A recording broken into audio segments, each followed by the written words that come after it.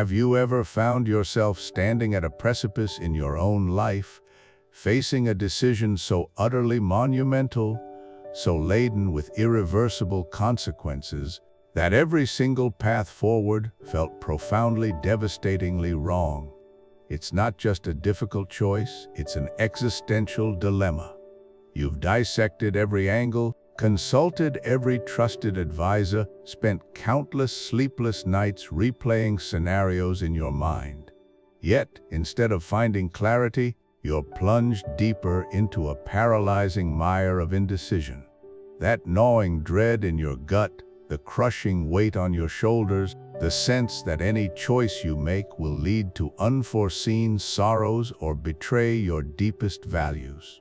That profound feeling of being utterly frozen, caught in a personal crucible, where the very act of choosing feels like an unbearable burden, no matter which way you turn, leaving you adrift in a sea of your own conflicted thoughts. Now, project that intensely personal, modern dilemma onto the grandest, most epic stage imaginable. Picture a vast, ancient battlefield stretching to the horizon, the air thick with the dust of anticipation and the scent of impending war. The ground itself trembles with the combined might of two colossal armies, arrayed against each other for a conflict that will decide the fate of kingdoms, justice, and the very moral fabric of the world. In the pulsating heart of this monumental confrontation, positioned between these two terrifying forces, stands Arjuna, the preeminent warrior of his age. He is a hero of unparalleled courage, legendary skill, and an unwavering commitment to righteousness. Yet, at this absolute zenith of crisis, as the deafening conch shells blare their warlike summons and the thunder of drums echoes across the plains, Arjuna doesn't raise his fabled Gandhava bow.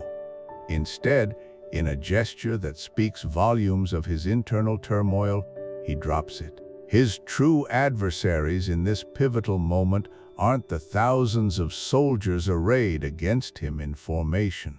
His real battle is not fought with arrows and spears, but within the deepest chambers of his own mind and spirit. His enemies are far more insidious. They are his overwhelming doubt, his profound despair, and a shattering moral crisis that threatens to consume him whole. For the faces he sees across the field, the very people he is sworn to fight, are not faceless foes. They are his beloved kin, his cousins, his uncles, his revered teachers, his cherished friends. The prospect of achieving victory, no matter how righteous his cause, now feels utterly hollow, stained irrevocably by the impending blood of those he loved. Arjuna is not merely frozen by indecision, he is utterly shattered, wrestling with a dilemma that threatens to dismantle his very soul, his identity as a warrior, and his understanding of duty itself.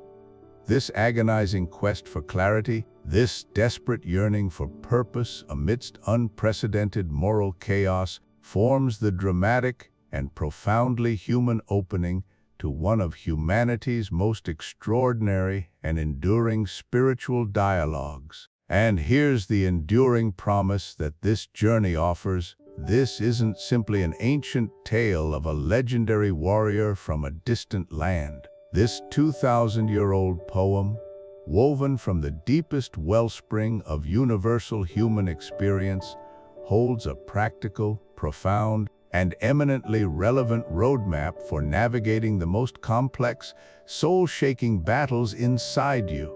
It doesn't offer simplistic answers or easy solutions. Instead, it provides a powerful framework for understanding your place in the world, discerning your true purpose, and learning how to act with unwavering wisdom and cultivate profound inner peace, even when faced with choices that seem utterly impossible or consequences that feel unbearable. We're going to embark on an illuminating journey through this timeless wisdom, but not through a dry academic treatise or an inaccessible religious text. We'll explore the Bhagavad Gita, as presented in Sir Edwin Arnold's breathtakingly beautiful, richly evocative, and remarkably accessible poetic translation, aptly titled The Song Celestial. Arnold's masterful rendition, published in the late 19th century, achieves a remarkable feat. It captures the profound philosophical depth, the intricate spiritual essence, and the compelling narrative power of the original Sanskrit text with an unparalleled lyrical grace. His poetry resonates deeply with an English-speaking audience, bridging cultures and centuries, making its profound, life-altering insights not just comprehensible, but intimately relatable. It transforms ancient truths into a living, breathing guide for contemporary life, offering profound solace, clear direction, and empowering perspective for anyone grappling with their own personal war within. Prepare to discover a guide that speaks directly to the modern heart, illuminating paths forward through your own greatest dilemmas. Hello, and a very warm welcome to you. There are certain books that don't just offer a good story or interesting information, they offer a profound shift in perspective, a quiet revolution for the soul. For me, one such book is Sir Edwin Arnold's exquisite translation, The Song Celestial, or Bhagavad Gita, a true masterpiece that has journeyed across centuries and continents to speak directly to the human condition. You might be thinking, an ancient Indian poem written millennia ago. What relevance could it possibly hold for someone like me, living in our incredibly fast-paced, often overwhelming modern world? Well, as I've discovered firsthand an immense amount, the Bhagavad Gita, nestled within the sprawling epic of the Mahabharata, is far more than just a religious text or a historical artifact.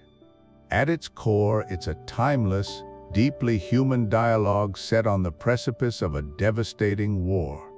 Our central figure is Arjuna, a mighty warrior, but one who is utterly consumed by doubt and despair, paralyzed by the moral complexities of his duty. He faces his kin, his teachers, his friends on the opposing side, and simply cannot bring himself to fight.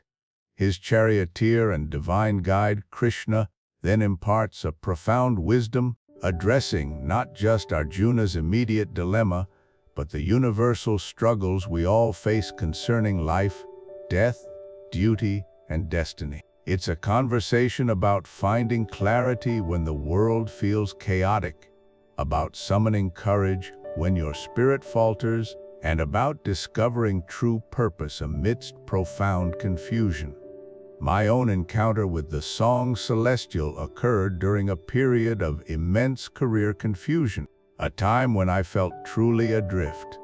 I was at a crossroads, grappling with questions of purpose and direction that extended far beyond a mere job title. Despite outward appearances of success, an inner compass felt broken. The relentless noise and pressures of modern life seemed only to amplify my internal struggle, leaving me searching for something more substantial, something that could provide genuine anchor and meaning.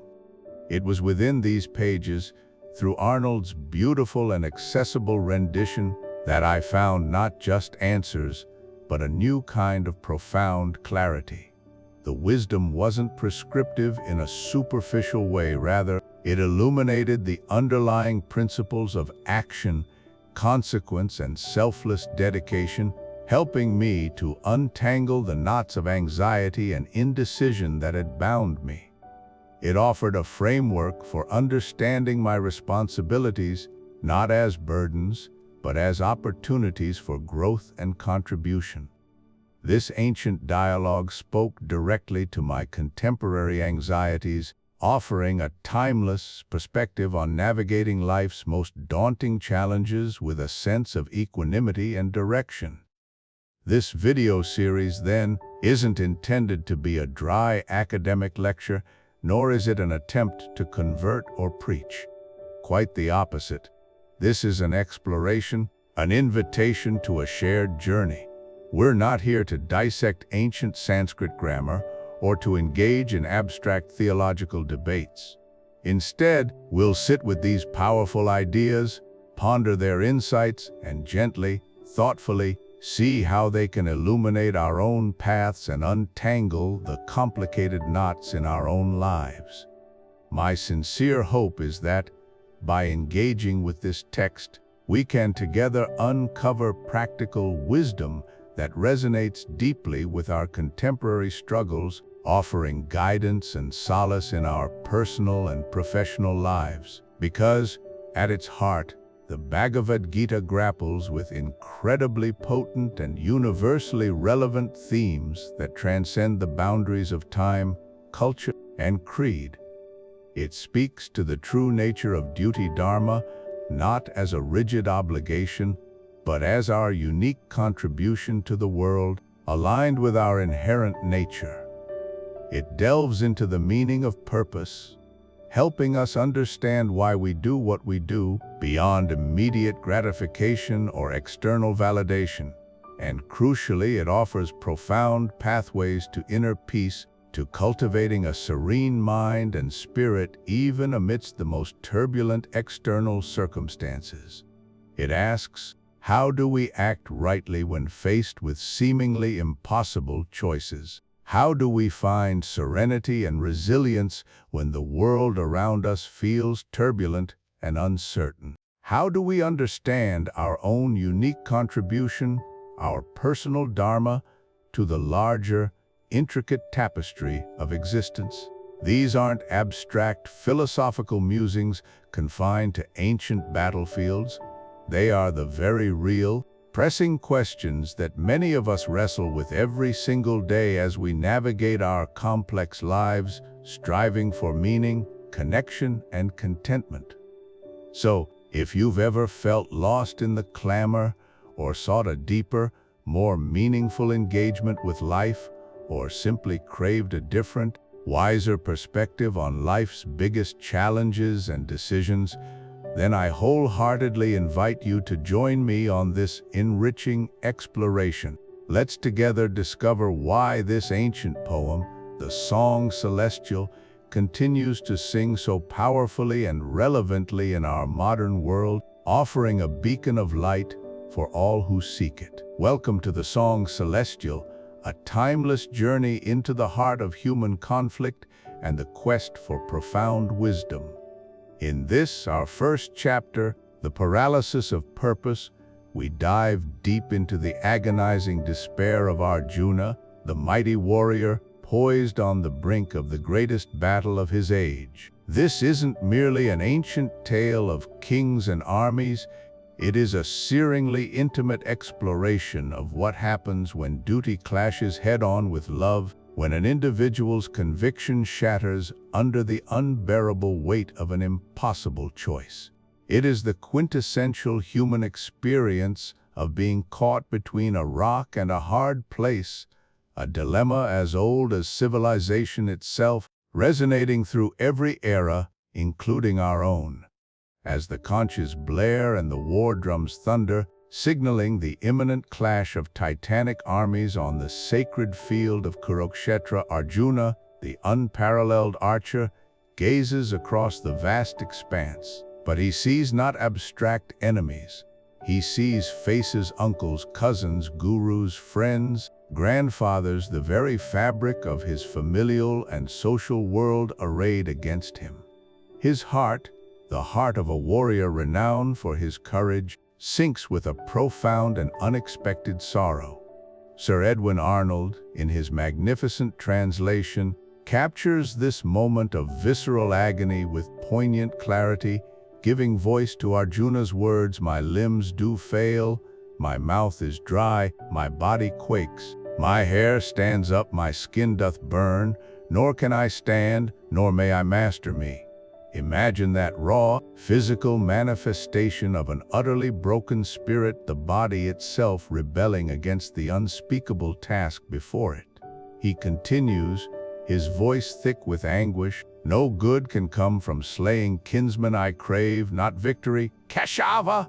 What profit, Janardana, to us from kingly power or bliss or life itself, when they for whom we seek these things are here, arrayed to die? The very purpose of his fight, the reward of victory, seems utterly meaningless, tainted by the blood of those he loves. This isn't just Arjuna's ancient sorrow. It resonates profoundly with the modern dilemmas we grapple with daily. Perhaps it's the excruciating weight of a career choice that clashes fiercely with your family's deeply held expectations, pursuing a path that ignites your passion but simultaneously disappoints or alienates those you cherish most. Or consider the agonizing responsibility of a difficult business decision, a necessary restructure to secure the long-term future of your company, but at the painful cost of jobs held by dedicated individuals, people you genuinely care about, whose livelihoods depend on you. It's the gut-wrenching choice between two rights, or often two wrongs, where every path forward seems to promise a form of irreparable loss, a tearing at the fabric of your moral compass. That intense, suffocating feeling when your intellect dictates one course of action, but your heart screams in protest, paralyzed by the emotional toll. Arjuna's detailed description of his physical distress, his trembling limbs, parched mouth, burning skin, and profound inability to stand firm or even hold his weapon, is far more than mere poetic embellishment. It's a masterful depiction of the psychosomatic impact of extreme stress and intractable moral conflict. This deep, unresolvable inner turmoil rarely remains confined to the recesses of the mind. It invariably manifests in the body. Our own bodies often betray our internal struggles, the restless, sleepless nights, the sudden loss of appetite, the relentless racing of the heart, the dull, persistent ache in the chest, the overwhelming fatigue. It's the soul screaming from within, signaling a breakdown not just of will, but of the very coherence of our being. Arjuna, the formidable archer, the mighty Pandava prince, finds himself utterly incapacitated, his renowned bow, Gandiva, slipping from his grasp, useless in his suddenly feeble hands. He declares in a statement of ultimate despair, "If I, unarmed and unresisting, they should slay me, that were for me the better, being more good." This is not simple cowardice, it is a profound moral and existential collapse, a visceral refusal to participate in what he perceives as a catastrophic sin against dharma, against righteousness itself. He is utterly paralyzed by the enormity of his predicament, his purpose as a warrior, his kingly duty, completely overshadowed by an overwhelming surge of love, compassion, and grief for his kin. He stands at the precipice of action, yet utterly incapable of moving forward. It is at this absolute nadir of despair, this complete paralysis of purpose, this moment when the greatest warrior is rendered entirely helpless, that the stage is meticulously set. Arjuna is broken, having cast aside his bow and arrows, his entire being consumed by a sorrow so vast it seems to blot out the sun. And it is precisely into this suffocating void of desolation that a different voice will emerge, a voice of unparalleled wisdom, a beacon destined to cut through this impenetrable fog of despair, offering a path forward where none seems possible. The divine, reassuring voice of Krishna. Welcome back to the song Celestial, unveiling the Bhagavad Gita for modern life. As we delve into Chapter 2, we move beyond Arjuna's dilemma to a profound truth about who we are. This chapter introduces the immortal self, a concept that reframes our understanding of self, suffering, and purpose, offering stability in a chaotic world. Think about your own experience. You observe your thoughts, feel your emotions, witness sensations, perceive the world. But who is this you that observes? It's not the fleeting thoughts or emotions themselves.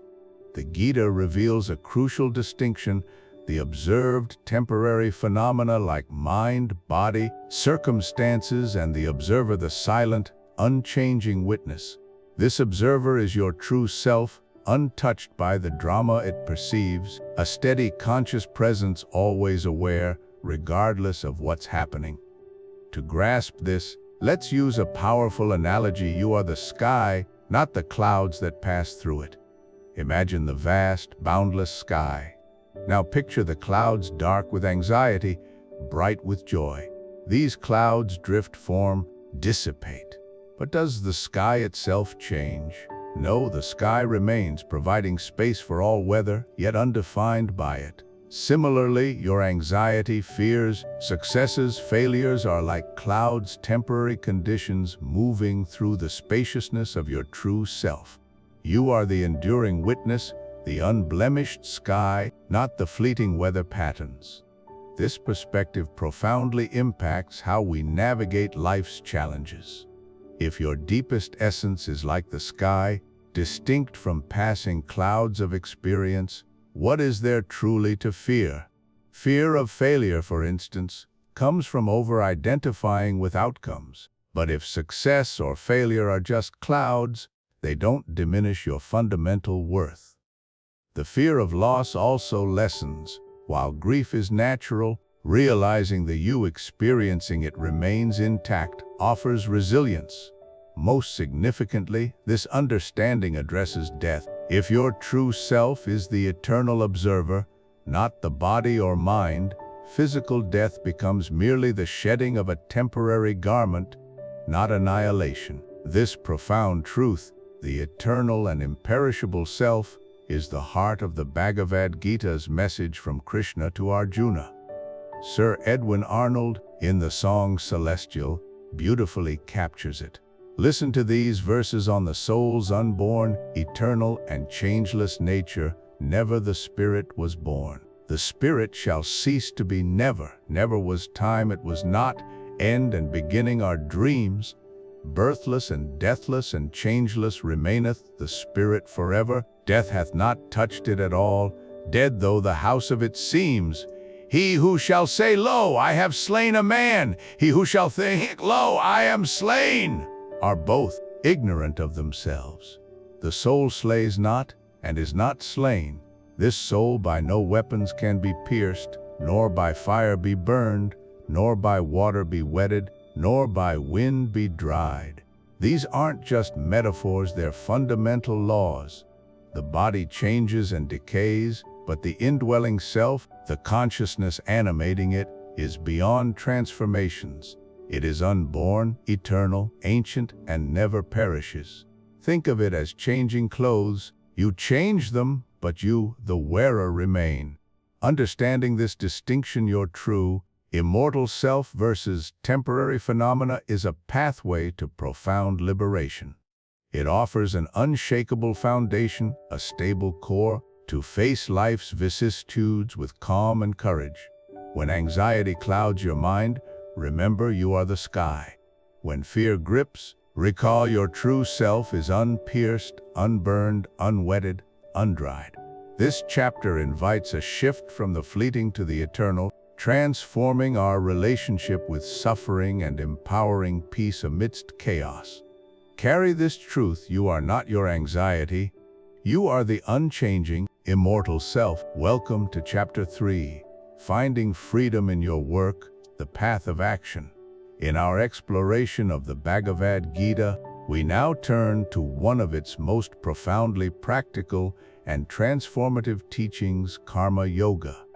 This isn't some abstract spiritual concept. It is a practical guide to navigating work, life, and ambition, cultivating inner peace, avoiding burnout, and finding joy in the process itself, not just the outcome.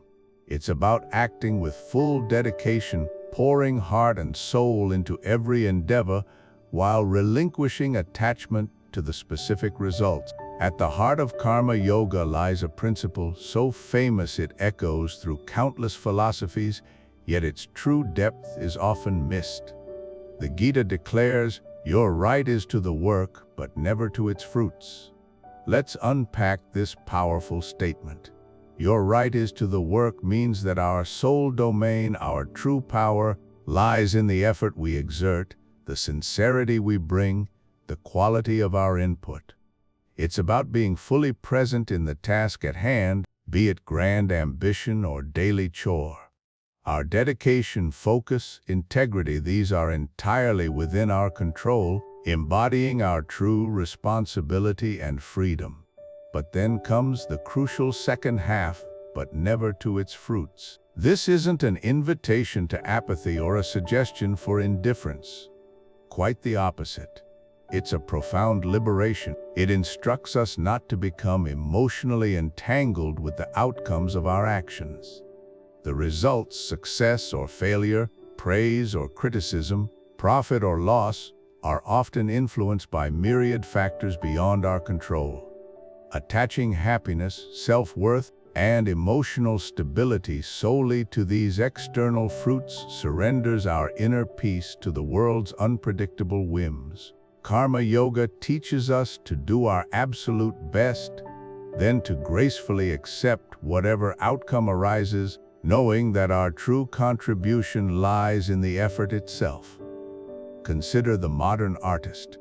Many paint not primarily for fame, fortune, or gallery representation, though these might be welcome. They paint because the act of creation itself is an intrinsic joy. The mixing of colors, the brush on canvas, the expression of vision that is the reward. If a masterpiece emerges that sells for millions, wonderful. If it resides quietly in their studio, the joy derived from its creation remains undiminished. Their fulfillment comes from the love of creating, from the process, not solely from external validation or financial gain.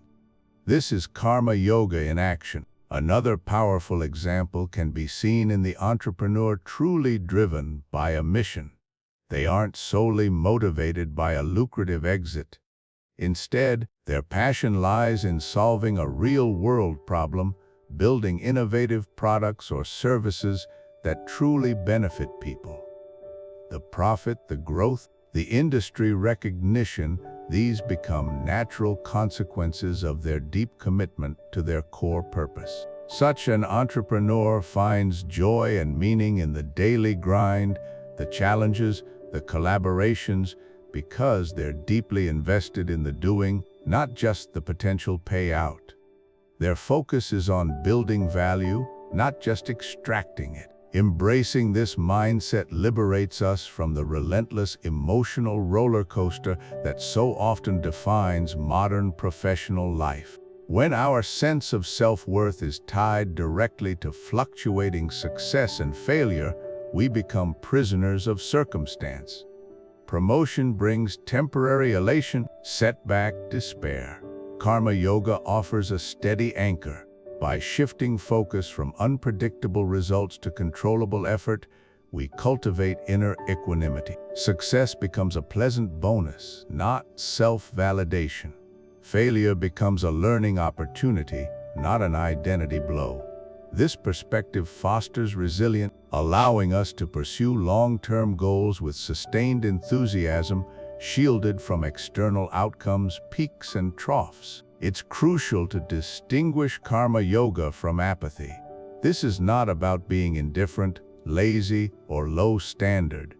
In fact, it's quite the opposite. When we release the burden of needing a specific outcome, we free up immense mental and emotional energy previously consumed by anxiety, fear of failure, or obsessive anticipation. This liberated energy channels more fully, more intently, more joyfully into the work itself. With less ego involved, less concern about me, our actions become purer, more focused, and often, paradoxically, more effective. We do our absolute best, not because we expect a specific reward, but because doing our best is inherently fulfilling and aligns with our deepest commitment to the task.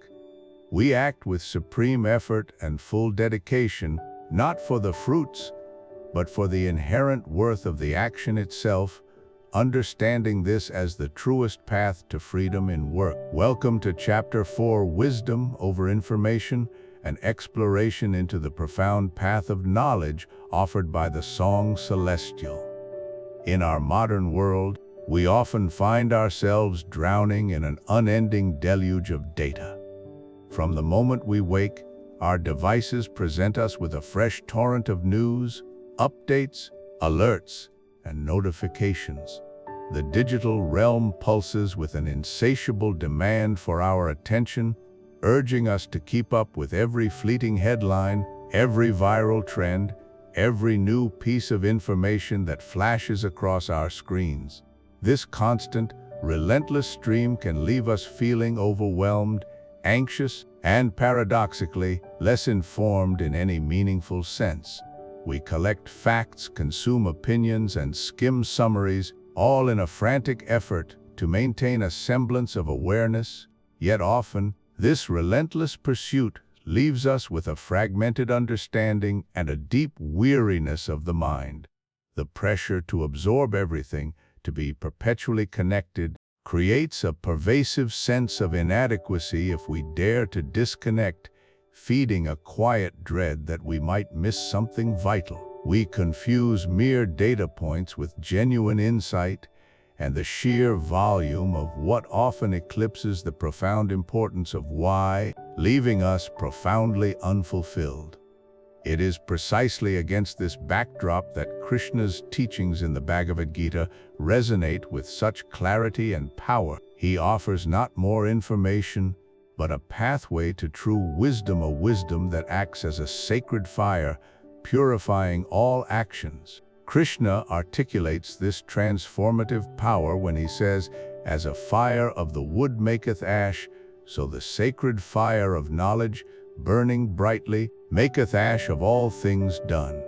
This isn't a call to inaction, nor is it a dismissal of our responsibilities. Instead, it's a revelation that true understanding, when profound and deeply integrated, incinerates the chains of attachment and ego that bind us to the outcomes of our deeds. This sacred fire doesn't destroy the actions themselves, but rather, it consumes the ignorance and self-interest that often fuel them, leaving behind a purified intention and a liberated spirit. It teaches us that this wisdom isn't just about knowing facts, but about comprehending the fundamental truths of existence, the very essence of dharma, duty, and our interconnectedness with the cosmos. This path, then, is about moving beyond the superficial, how to grasp the essential why. Our contemporary focus often fixates on methodologies, strategies, and external metrics of success. We seek guides on how to be productive, how to achieve financial freedom, how to build a perfect routine. While these can have their place, they rarely address the deeper existential questions that truly define a life well lived. The Bhagavad Gita invites us to probe deeper. Why are we striving for these goals? What is the ultimate purpose behind our actions? Who are we truly, beyond our roles and accomplishments? This profound inquiry shifts our focus from merely navigating the mechanics of life to understanding the underlying spiritual principles that govern it. It's the difference between knowing how to operate a complex machine and understanding its ultimate purpose and design. One gives you operational capacity, the other, true mastery and insight into its very being. Crucially, this transformative wisdom is not something that can be passively downloaded from an external source, much like an app on a smartphone. While sacred texts, enlightened teachers, and even insightful videos like this one can act as pointers, the true acquisition of wisdom demands a deep, personal commitment to introspection and reflection. It requires us to turn inward, to sit with our thoughts, to question our assumptions, and to actively process the information we encounter through the lens of our own experience and inner knowing. It means stepping away from the endless scroll and into moments of quiet contemplation, allowing the truths to sink in, to resonate within our being, and to slowly reshape our perspective. The Bhagavad Gita itself is an invitation to this inner journey, presenting dialogues that are meant to ignite our own internal conversation with the deepest aspects of ourselves. It prompts us to reflect on our own Arjunas and Krishnas, our own battles and guiding voices. By cultivating this inner space for contemplation, we move from being mere consumers of information to becoming active cultivators of genuine, transformative wisdom. This wisdom, once kindled, illuminates our path, purifies our intentions, and ultimately guides us toward a life of purpose and profound understanding beyond the fleeting currents of the information age. Welcome back to our journey through the Song Celestial. As we step into Chapter 5, we confront a question that has long puzzled humanity, a dilemma many of us face in our daily lives. Should we engage with the world's myriad problems, throwing ourselves into the fray of action, advocacy, and service? Or is the path to spiritual peace found in retreat, in detaching ourselves from the chaos, perhaps even abandoning worldly responsibilities altogether? This is the core tension between the engaged versus the escapist. It's a confusion as old as time, often presenting itself as a binary choice. Either you are fully immersed and thereby entangled, or you are completely detached and thereby disengaged. But the Bhagavad Gita, with its profound wisdom, offers a revolutionary third way, a path that transcends this seeming paradox. It teaches us to act with a spirit of inner renunciation, to be fully engaged in life, in its duties, its challenges, and its opportunities, without ever becoming entangled by them. To illustrate this delicate balance, the Gita employs a beautiful and potent metaphor, that of the lotus leaf.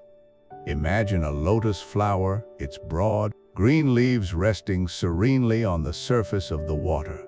They are intimately connected to the pond, drawing nourishment from it, supported by it. Yet, if you were to look closely or even touch it, you would find that the lotus leaf remains perfectly dry. The water beads off its surface, never truly wetting or submerging it. It is in the water, but not of the water.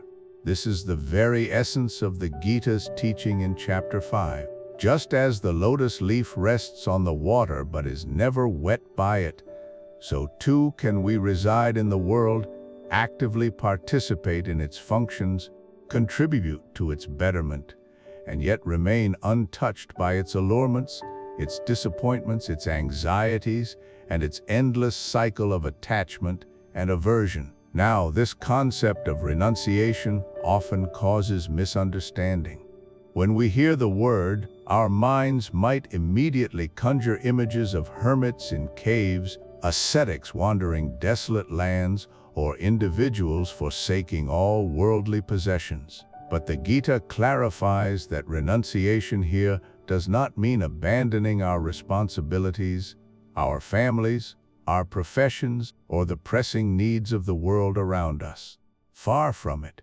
Instead, true renunciation in the context of the Gita means giving up selfish desire and ego. It is the relinquishment of the fruits of our actions, the ego-driven need for specific outcomes, praise, or personal gain. It's about letting go of the "I did this, I deserve that," or "this must happen my way." It is a profound shift in our internal orientation, moving from a self-centered motivation to one of duty, service, and a broader understanding of dharma, righteous conduct. We perform our actions with diligence, skill, and wholehearted effort, but without attachment to the results, allowing them to unfold as they may. This is a crucial distinction, for it argues powerfully that true spiritual growth doesn't happen by running away from the challenges of daily life, but precisely within them. The office, the marketplace, the family home, the community garden, the political arena, these are not obstacles to spiritual realization. They are the very proving grounds where our spiritual muscles are built and tested. It is through engaging with difficult conversations, through selfless acts of service, through facing injustice without succumbing to bitterness, through tending to our duties with unwavering integrity, that we truly cultivate inner peace and wisdom. To choose the path of engagement with inner renunciation is to embrace a sustainable way to be an effective and peaceful agent of change in the world. When we act without the burden of ego and selfish desire, our actions become purer, more potent, and more aligned with the greater good. We are less susceptible to burnout because our energy isn't constantly being drained by anxiety over results or validation. We become resilient, able to navigate setbacks without losing our inner equanimity. We can champion causes, fight for justice, care for others, and contribute meaningfully, all while maintaining a profound sense of inner calm and clarity.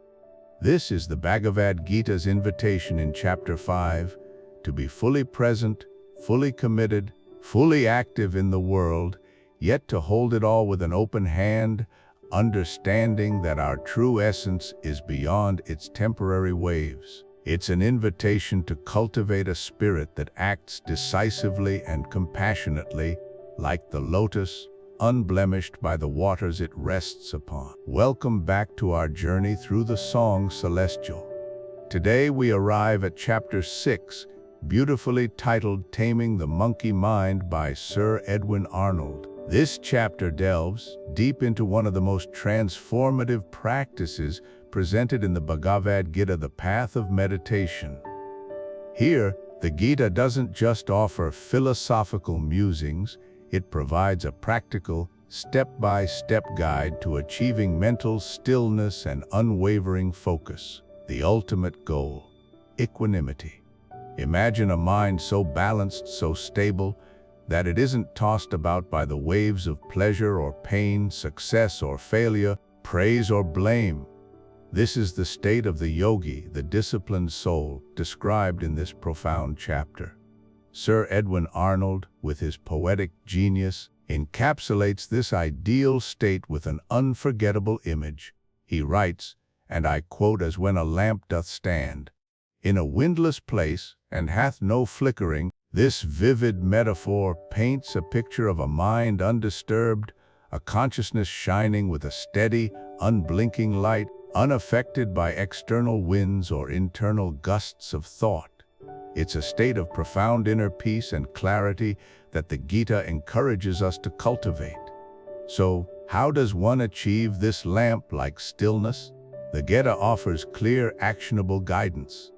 It begins with the physical first, a steady posture. The text advises finding a clean, quiet spot, neither too high nor too low, and settling on a firm seat covered with sacred grass, a deer skin, or cloth. The emphasis is on stability and comfort, allowing the body to be still so the mind can follow. The trunk, head, and neck are held erect and motionless, gazing straight ahead, not glancing around. This creates a stable foundation. Second, a focus inward. With the body settled, the attention is drawn from the external world. The yogi is encouraged to steady the mind, to rein in the senses, and to fix the gaze, often at the tip of the nose, though this can be symbolic for a focused, internal gaze rather than a literal one. The objective is to quiet sensory input and gather scattered awareness to a single point. And third, gentle persistence. This isn't a practice to be rushed or forced. It requires dedication, consistency, and a patient, gentle hand. The Gita describes it as withdrawing the mind gradually, little by little, with the help of the intellect controlled by firmness, establishing the mind in the self and not thinking of anything else. Of course, anyone who has tried to meditate knows the immediate challenge, the monkey mind. This mind, restless, turbulent, strong, and stubborn, as Arjuna himself laments, constantly jumps from thought to thought, memory to plan, worry to desire. The Gita acknowledges this inherent difficulty, validating the experience of every aspiring meditator. But it doesn't leave us without a solution. Krishna reassures Arjuna that while the mind is indeed difficult to control, it can be tamed through constant practice and dispassion. The key here is compassionate discipline.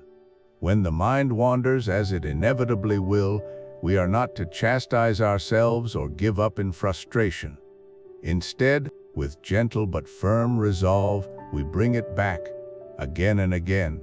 It's like training a puppy. Every time it strays, you patiently lead it back to its spot. The mind is to be brought back under the control of the self, however oft and wheresoever it strayeth. Crucially, the goal of this practice is often misunderstood. Many believe meditation is about achieving an empty mind, a complete absence of thought. But the Gita clarifies that the aim is not an empty mind, but a centered mind. It's about shifting from a state of being tossed by every passing thought and emotion to one where you are the observer, rooted in a deeper sense of self. This centered mind is not devoid of activity, but rather, its activity is harmonious and controlled by a higher purpose. It's a mind that is focused, aware, and deeply connected to its inner core. It's a mind that can act effectively in the world without being overwhelmed by it. It's a mind that finds equanimity amidst all circumstances, much like the calm, deep ocean beneath its turbulent surface.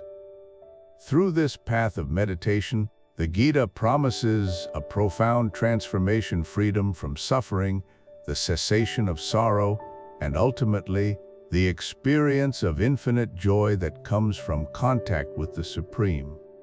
It's a journey inward, a journey to discover the unwavering lamp within, shining brightly in a windless place, guiding us towards true peace and wisdom. We arrive now at one of the most pivotal and breathtaking moments in the entire Bhagavad Gita, a scene that transcends mere philosophy and plunges us into the very heart of the cosmic mystery. We speak of chapter 11, where Krishna, in his infinite compassion, grants Arjuna a vision so profound, so utterly overwhelming, that it forever shatters his limited human perception. Up until this point, Arjuna, for all his devotion and respect, still viewed Krishna as his beloved charioteer, his trusted friend, a divine teacher, yes, but still contained within a human form.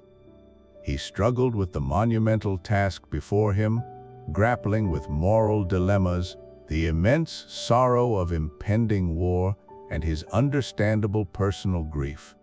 His vision was constricted by his individual self, by his personal attachments, and his very human anxieties.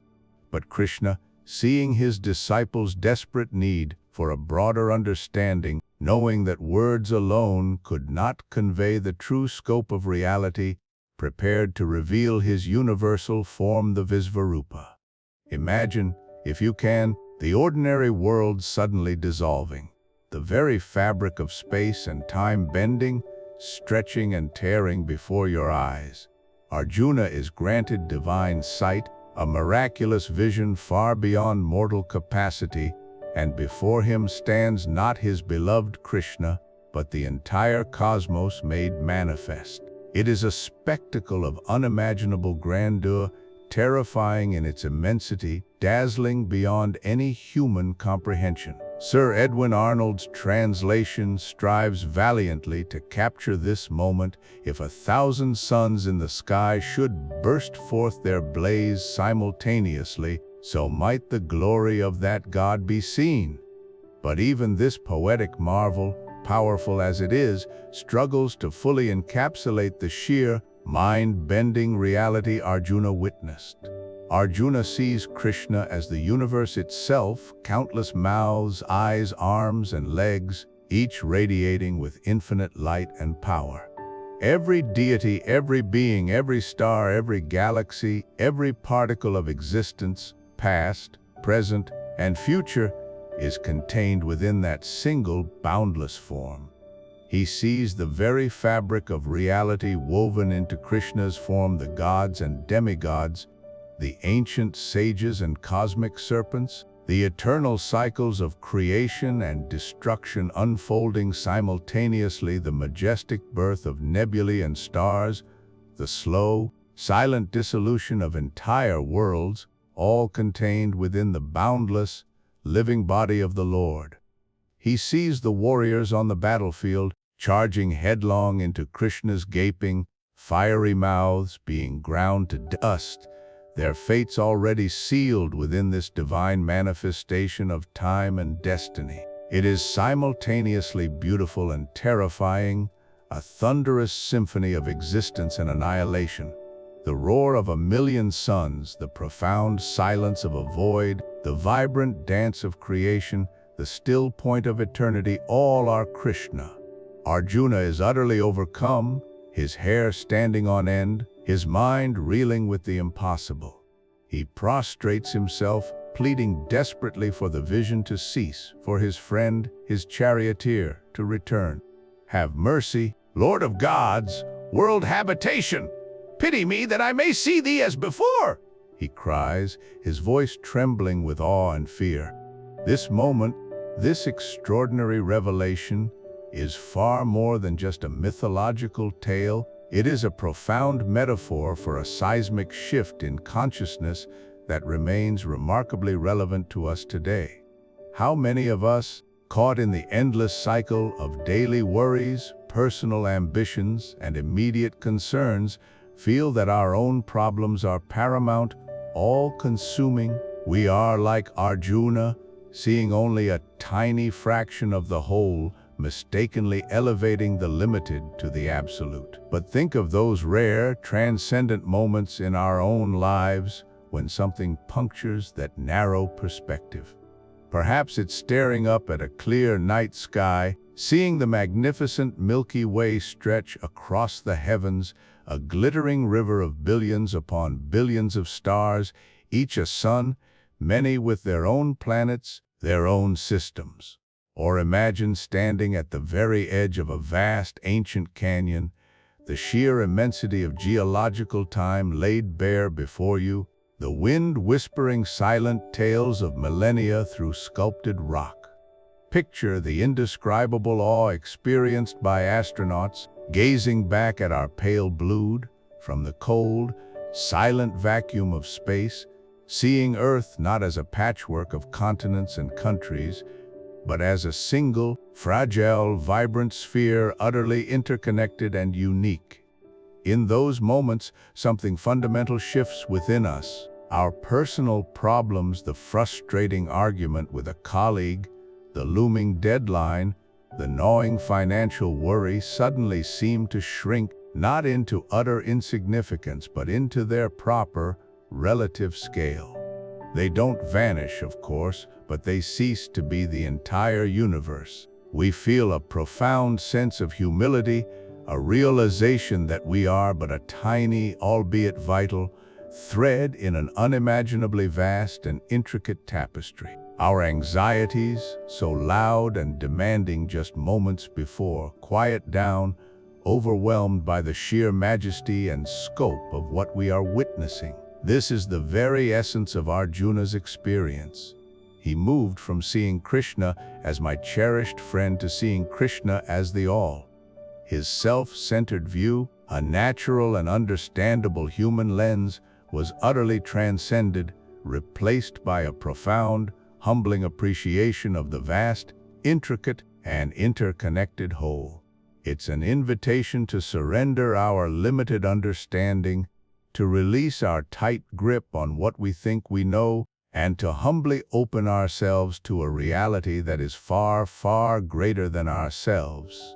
This isn't about feeling small and insignificant in a negative, diminishing way. It's about feeling intrinsically connected and profoundly part of something infinitely grander. It's about letting go of the illusion of absolute control and embracing the profound, beautiful interconnectedness of all things. When we surrender our ego-driven perspective to this universal vision, our problems don't magically disappear, but our relationship to them transforms.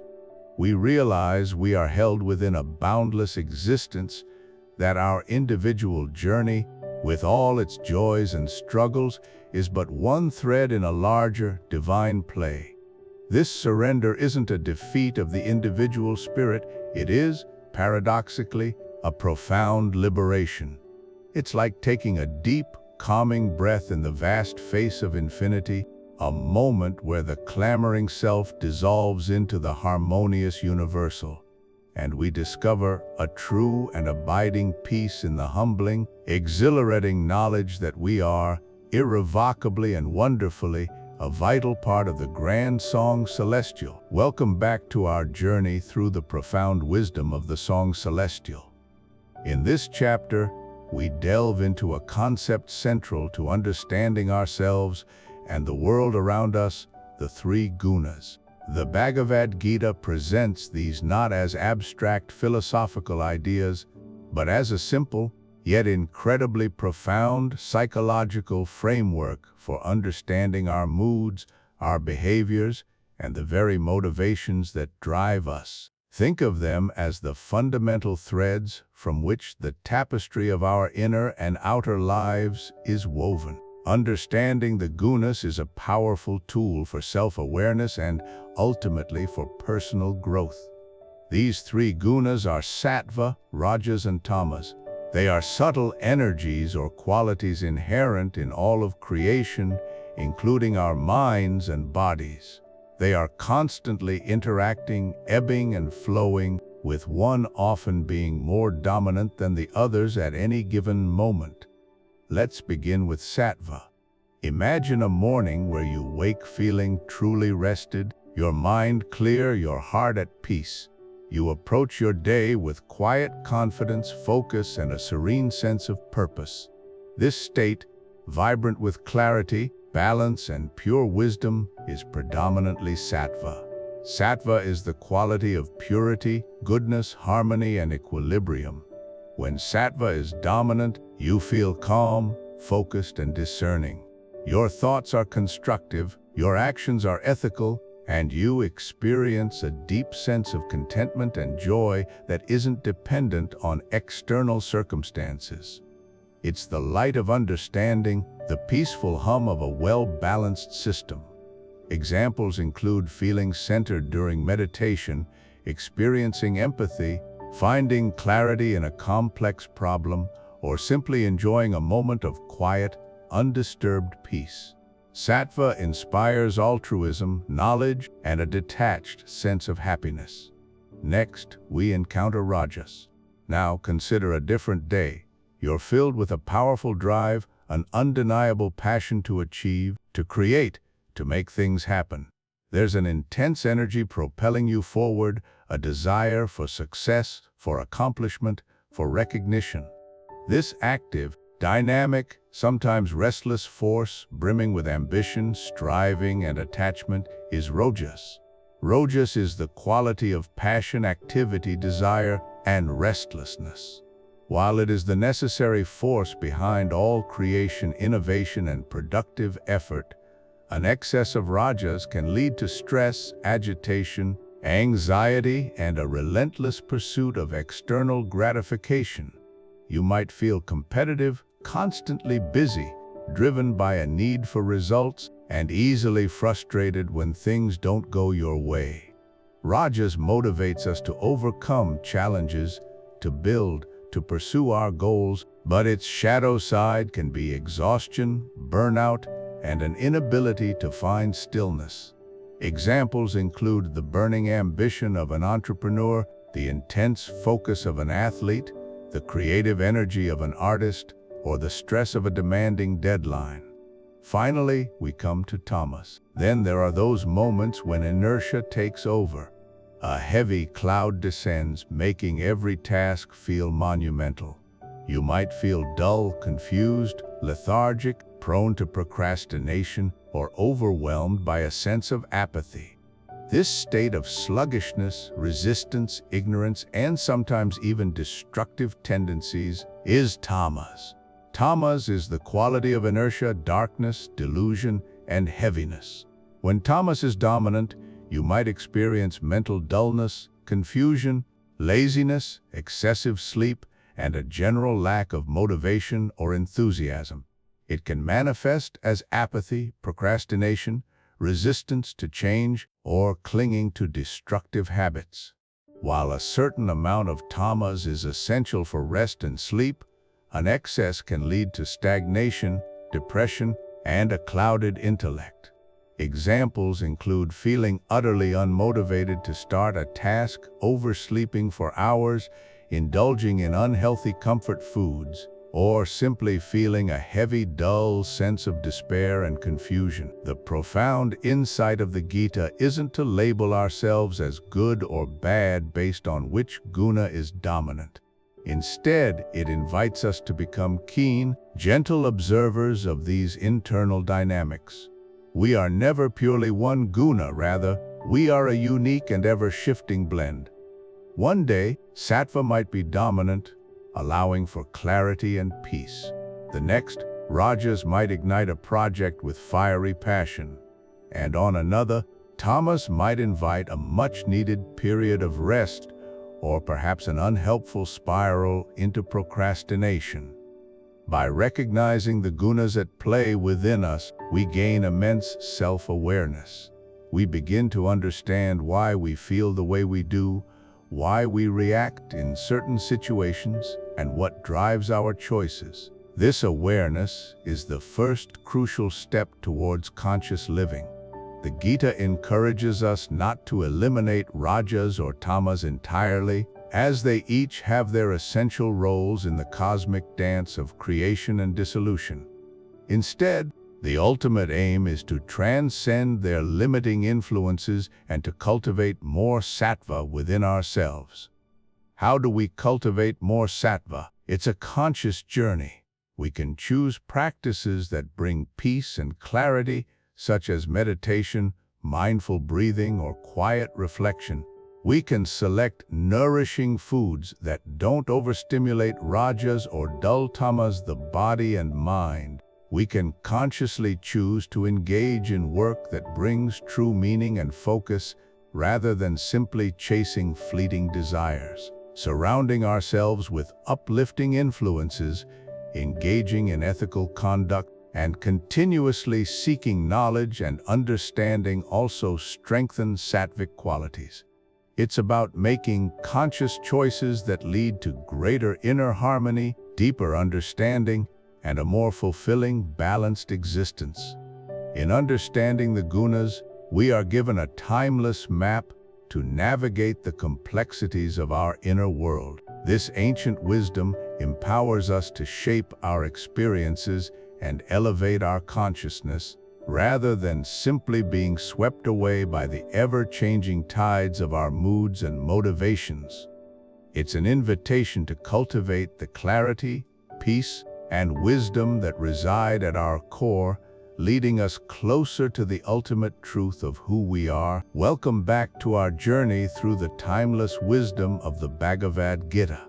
As we turn to Chapter 9, Sir Edwin Arnold titles it The Ultimate Path, and it truly is.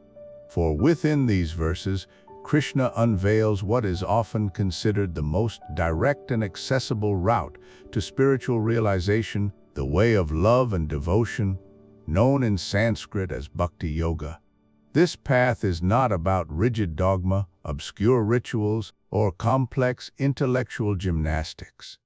Instead, it speaks to a universal human capacity, one that resides deep within the heart of every person, the capacity for love, for connection, for deep care.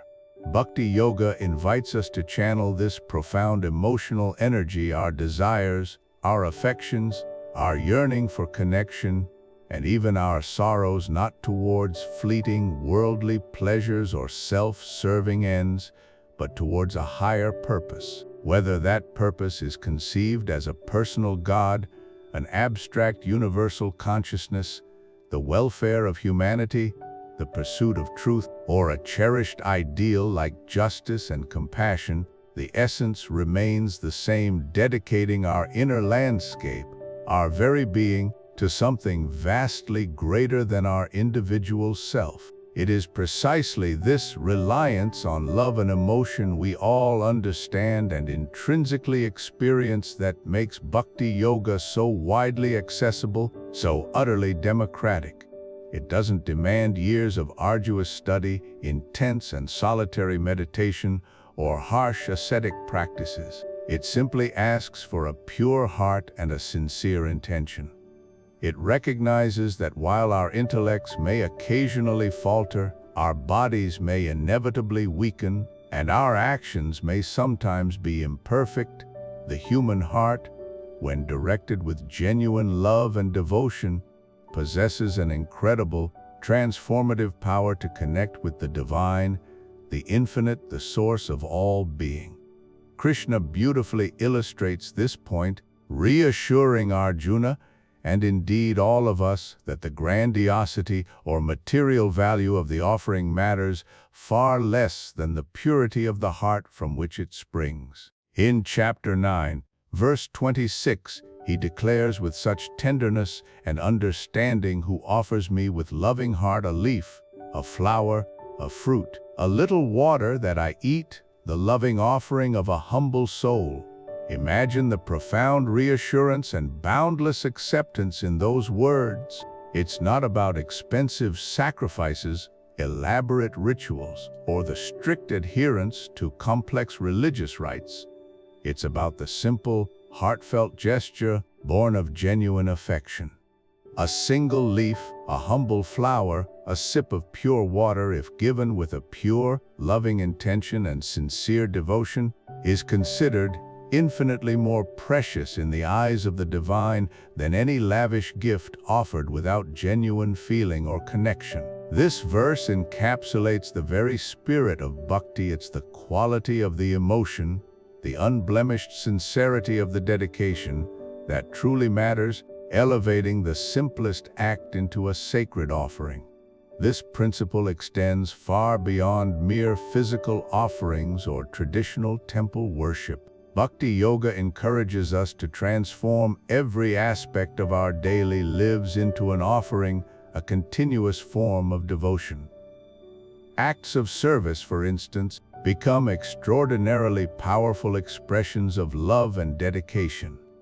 When we help a neighbor in need, volunteer our time and skills for a cause we deeply believe in, or simply offer a comforting, empathetic word to someone experiencing distress, we are, in essence, offering our precious time, our focused energy, and our deep compassion to that higher purpose, to the divine in others. These are not merely good deeds. When performed with a spirit of selfless love, devotion, and a sense of contributing to the greater good, they are transmuted into profound spiritual practices. Similarly, cultivating a profound and abiding attitude of gratitude can be a powerful and transformative form of devotion. Recognizing the countless blessings in our lives, acknowledging the intricate interconnectedness of all things, and expressing sincere thankfulness for the warmth of the sun, the purity of the air, the richness of our relationships, and even the lessons gleaned from our challenges, these are all profound ways of aligning ourselves with a loving, benevolent, and abundant universe. And of course, simple acts of kindness, a gentle word, a patient ear, a compassionate glance, a supportive gesture, are arguably the purest and most immediate forms of devotion, extending the very essence of divine love outwards to all beings we encounter, recognizing the divine spark within each one. Ultimately, Bhakti Yoga offers a profound and deeply satisfying pathway to finding true purpose and enduring meaning in our lives. When we dedicate our actions, our thoughts, our words, and our emotions to something vastly larger than our individual, limited selves, be it the welfare of others, the relentless pursuit of truth, or an intimate connection with the divine, our lives cease to be solely about personal gain, fleeting material desires, or transient pleasures. They become imbued with a sacred, inexhaustible significance. Our daily work can become a form of worship. Our interactions can become opportunities for expressing unconditional love, and our very existence can be transformed into a continuous, conscious offering.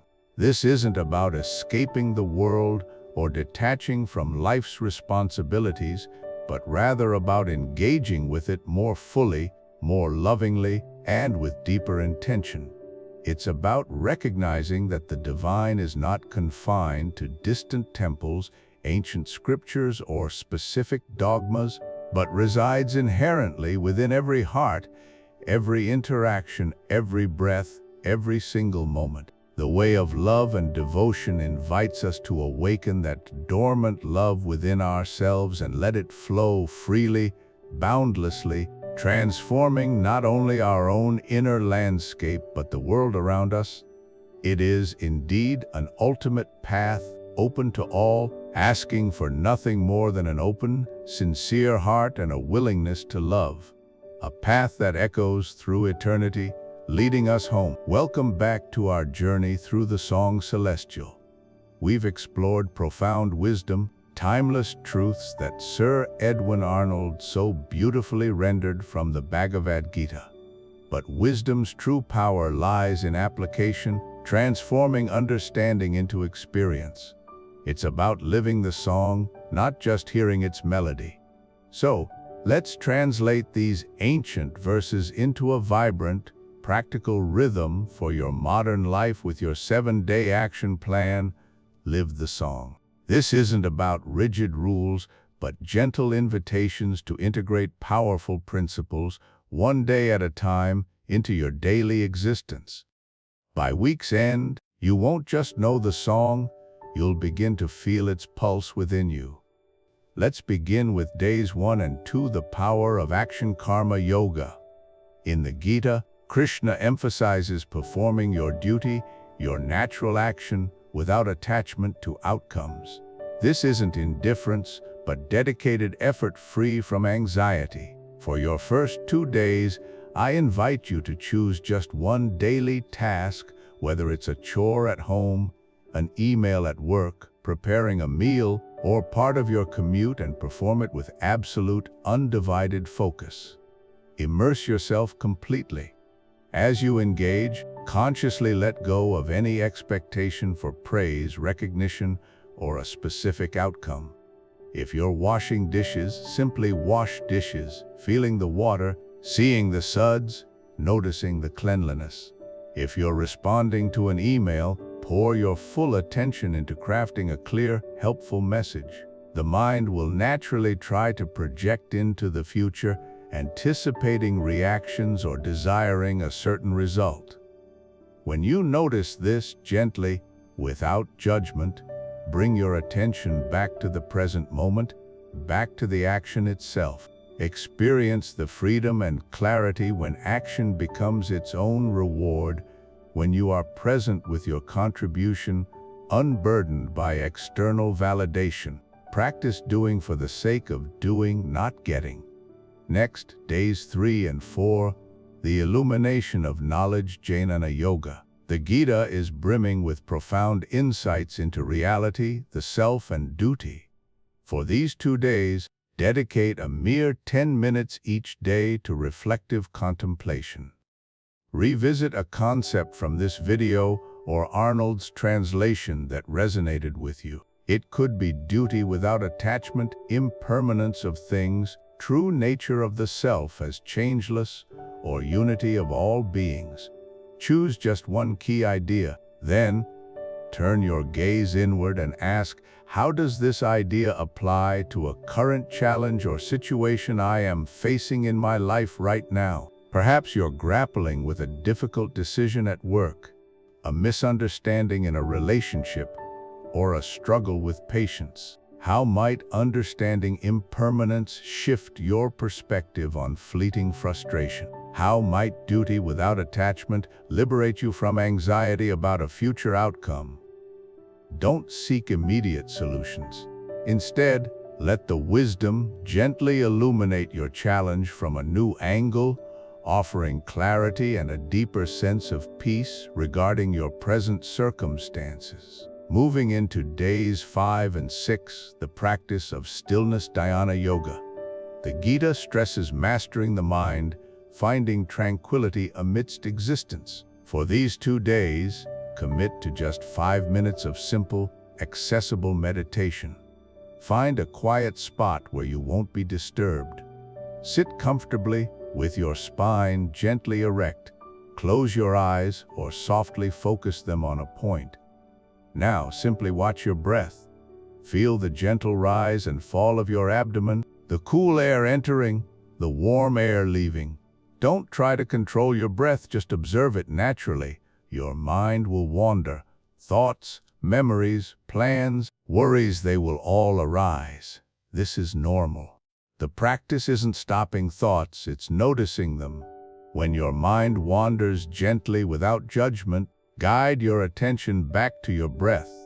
Treat your mind like a restless puppy. Each time it runs off, you gently leash it and bring it back. These 5 minutes are a powerful investment in cultivating inner quietude, sharpening your focus, and connecting with the profound stillness that resides beneath your busy mind. It's an opportunity to truly listen to the song of your inner being. Finally, for day 7, the embrace of devotion bhakti yoga. The Gita beautifully articulates that selfless love and devotion, seeing the divine in all beings, connects us to ultimate truth. For your final challenge this week, perform one small, anonymous act of kindness for someone. The anonymity is key. It could be something as simple as leaving a kind note for a colleague, paying for the coffee of the person behind you, anonymously donating a small item, or quietly helping someone without expecting recognition. The act needn't be grand. Its power lies in the intention, selfless giving, purely for kindness, with no expectation of thanks or reciprocation. This practice fosters compassion, dissolves ego, and allows you to experience the interconnectedness of all life. It's an embodiment of seeing the divine spark in others and offering service from a place of pure, unconditional love. It's a beautiful way to complete your week, radiating the wisdom you've begun to integrate. And there you have it, your 7-day action plan. Live the song. This isn't a race or a test. It's an invitation, a gentle nudge towards deeper engagement with the Bhagavad Gita's profound wisdom. These simple practices, consistently applied, bring subtle yet powerful shifts in your perspective, presence, and peace. Don't worry about perfection. Simply commit to showing up each day with an open heart and a willing mind. As you embark on this week, remember the words woven throughout the song celestial that true strength, true joy, and true purpose arise when we align our actions, knowledge, stillness, and love with the timeless rhythm of the universe. Begin today and truly start to live the song. After our deep dive into the profound wisdom of Sir Edwin Arnold's magnificent interpretation, the song celestial, and indeed, the very essence of the Bhagavad Gita itself, we arrive now at a crucial juncture, distilling this timeless knowledge into memorable, actionable insights. For the past 60 minutes, we've journeyed through the metaphorical battlefield of Kurukshetra, not merely as an ancient epic narrative, but as an allegorical representation of the perennial human struggle for meaning and right action. What then? are the three eternal truths that emerge most powerfully from this profound dialogue between Krishna and Arjuna, truths you can effortlessly carry with you, recall with clarity, and apply to the intricate tapestry of your daily life. Our first eternal truth invites us to redefine success and engagement in the world. The Gita doesn't advocate inaction or apathy, quite the contrary. It champions purposeful action, diligent effort, and wholehearted participation in your duties, your dharma. Whether you are a student, a parent, an artist, an entrepreneur, or a friend, engage fully. Give your best. But here's the transformative shift: release your clinging to the fruits of your labor. The outcome, Krishna teaches Arjuna, is not entirely within your control. You can influence it, certainly, through effort and intention, but myriad external factors also play a part. True freedom, then, is found not in manipulating results, but in mastering your own response to them. When you act without obsessive attachment to reward or fear of failure, your actions become purer, more effective, and profoundly less burdensome.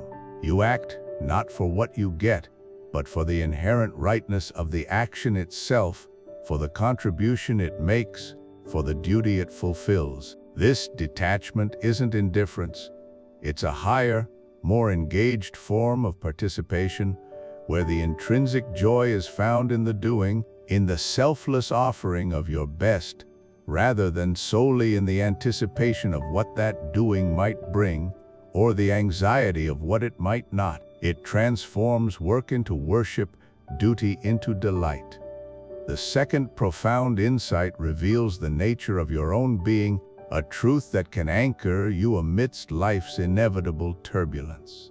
The Bhagavad Gita unequivocally states that beneath the layers of your ever-changing thoughts, emotions, roles, and even your physical body, there resides an immutable, eternal self, the Atman. This self is your true essence, akin to the silent witness, the still point at the very core of your being. It is untouched by joy or sorrow, success or failure, praise or blame. The mind, with its endless chatter, its anxieties, its desires, is merely an instrument. The senses, too, are tools that perceive the external world. But you, the conscious awareness experiencing all of this, are separate from these passing phenomena. Recognizing and resting in this true self allows you to observe the storms of your own mind and the chaos of the world with a profound sense of detachment and peace. It's like being the vast, open sky itself, remaining fundamentally undisturbed and unchanging, even as countless clouds, your thoughts, feelings, and external circumstances drift transiently through it. When you consciously identify with this calm, steady center, you cultivate an inner resilience that no external event, however challenging or disruptive, can truly shatter. This recognition is the ultimate sanctuary, always available, always calm, and always within your reach. Finally, the third eternal truth illuminates the path to ultimate fulfillment and connection. The Gita, through Krishna's teachings, offers multiple avenues to transcend the merely personal and connect with something greater than oneself, a higher purpose, a divine reality. These paths, often summarized as Karma Yoga, the path of selfless action, Jnana Yoga, the path of wisdom and knowledge, and Bhakti Yoga, the path of devotion and love, are not mutually exclusive, but rather different expressions of the same fundamental yearning. Whether you dedicate your actions to the welfare of others without expectation of reward, whether you diligently seek to understand the nature of reality through study and contemplation, or whether you cultivate a heart overflowing with unconditional love and surrender to a divine presence, the method is less critical than the sincerity and purity of your intent. What truly matters is the conscious elevation of your life beyond self-interest, aligning your will with a universal good. It's about finding meaning and purpose that resonates beyond your individual desires, contributing to the cosmic dance in a way that feels authentic to your own nature.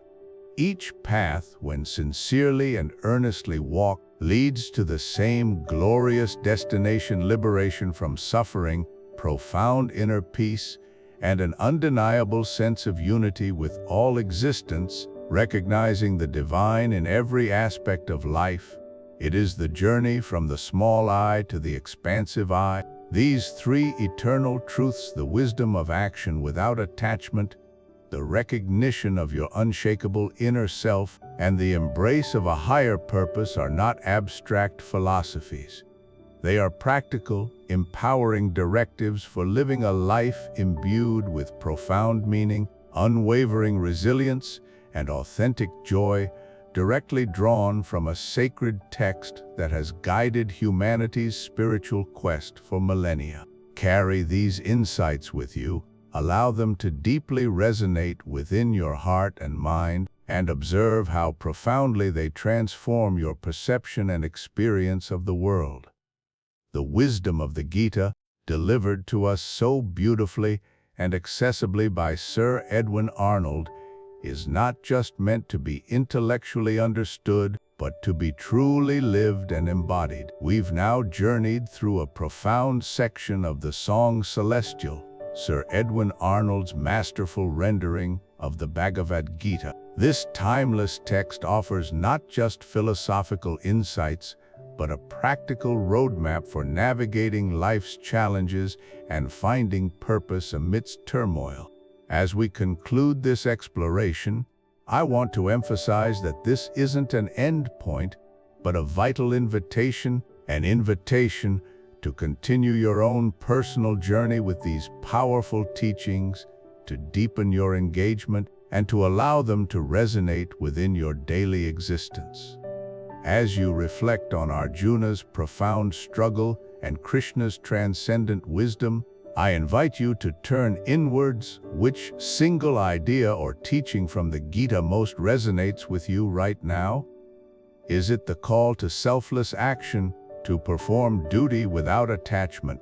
Is it the understanding of dharma, or the path to inner peace through equanimity? Perhaps it's the liberating insight into impermanence, or the unifying principle of interconnectedness. Whatever that powerful resonance, I earnestly encourage you to share your thoughts, your personal reflections, your unique perspective in the comments below. Let's foster a vibrant, thoughtful community where we can all learn from each other's interpretations and carry this ancient wisdom forward. Your voice is truly invaluable. If this journey through the Bhagavad Gita has offered you profound clarity, a new perspective, or simply sparked a deeper curiosity about the world's great spiritual traditions, then I extend my warmest invitation. Please consider subscribing to our channel. By becoming part of our growing community, you join us as we continue to uncover and explore the profound wisdom embedded in other timeless texts from across cultures and centuries. We delve into ancient philosophies and spiritual masterpieces, understanding their enduring relevance to our contemporary existence. Hit that subscribe button now and embark on more enriching journeys of intellectual and spiritual exploration with us. Your continued engagement helps us bring more of this content to light. To truly immerse yourself and fully appreciate the breathtaking poetic beauty and comprehensive depth of this sacred dialogue, I cannot recommend highly enough that you find and read Sir Edwin Arnold's The Song Celestial for yourself. It is a profound act of literary artistry, a masterpiece capturing the very essence and spiritual power of the original Sanskrit in exquisite, flowing English verse. Arnold's genius makes these profound teachings not only accessible but deeply moving. Holding this beautiful rendition in your hands, reading it at your own thoughtful pace, will undoubtedly be a deeply enriching and potentially transformative experience. It allows the multi-layered wisdom of the Gita to unfold within you on a deeply personal and impactful level.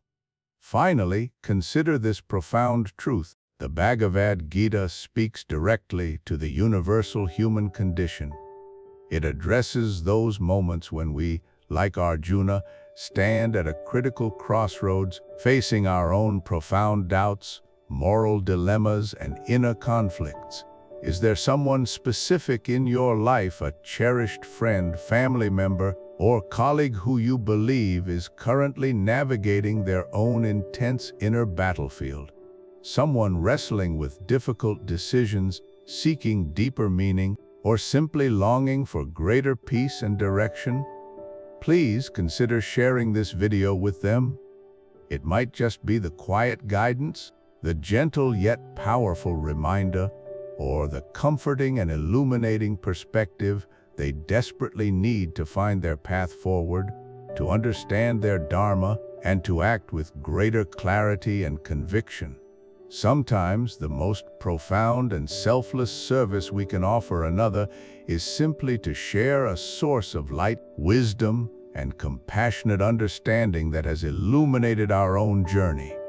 The profound, liberating wisdom of the Gita is not meant to stay confined solely to the pages of a beautiful book or within the realm of intellectual understanding. It is meant to be integrated into our lives, to inform our every choice, to guide our actions, and to illuminate our entire journey. Thank you deeply for joining me on this profound exploration of the Song Celestial. May your path always be illuminated by wisdom, guided by dharma, and graced with profound inner peace and purpose.